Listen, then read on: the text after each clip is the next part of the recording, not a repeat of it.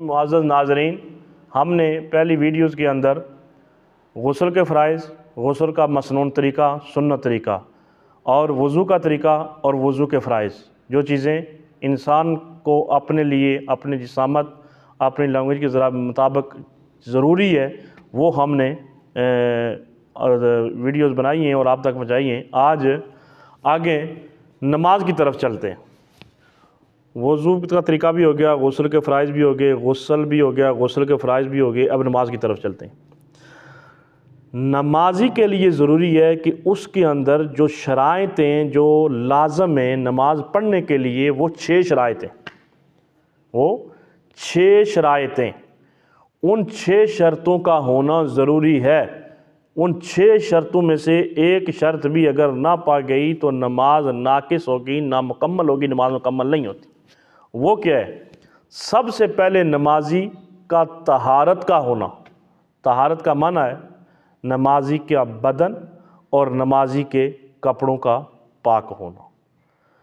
Number 2، پہلا نمازی کا بدن اور نمازی کا کپڑے پاک ہونا، یہ پہلی شرط ہے۔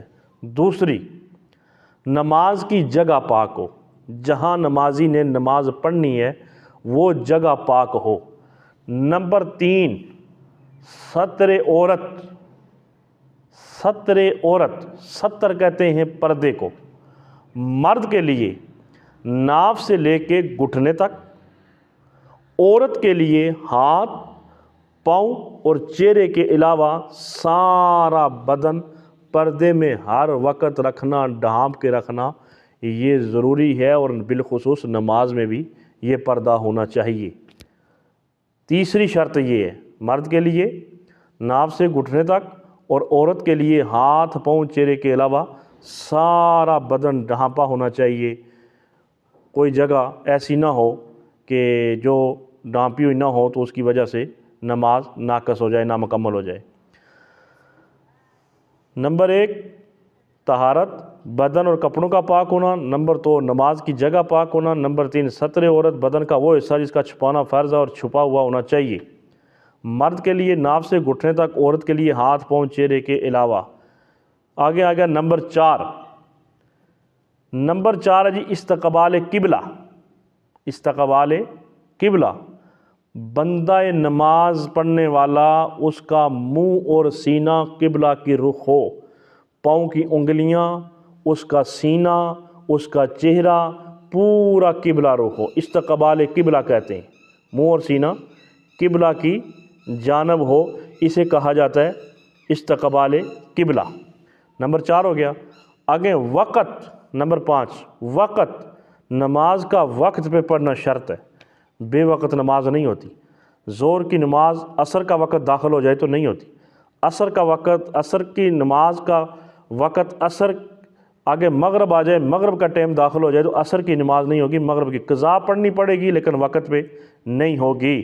اگر وقت پہ نہیں پڑھی تو نہیں ہوگی، قضا کرنی پڑے گی۔ دوسری نماز کا ٹائم داخل ہو گیا تو نماز قضا ہو گئی، اس لیے وقت پر پڑھنا۔ نمبر 5۔ نمبر 6، نیت کرنا۔ نیت زبان سے کہنا مستحب ہے اور دل کے ارادہ کر لینا، دل سے ارادہ کر لینا، اس کا نام نیت ہے۔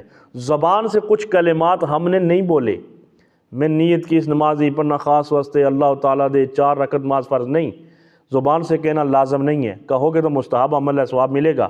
اگر نہیں کہو گے تو دل کے ارادے کا نام نیت ہے۔ دل کا ارادہ آپ نے کہ میں نماز ظہر کے 4 فرض پڑھنے لگا ہوں، امام پیچھے امام صاحب کے اللہ اکبر کہہ کے، تو پھر بھی ہو جائے گی، دل کے ارادہ کر لیا۔ اسی طرح سنتے ہیں، اسی طرح نوافل ویتر وغیرہ ہیں، اگر ارادہ کر لیا دل کا کہ میں فلاں نماز پڑھنے لگا ہوں، اللہ اکبر، تو نماز ہو جائے گی۔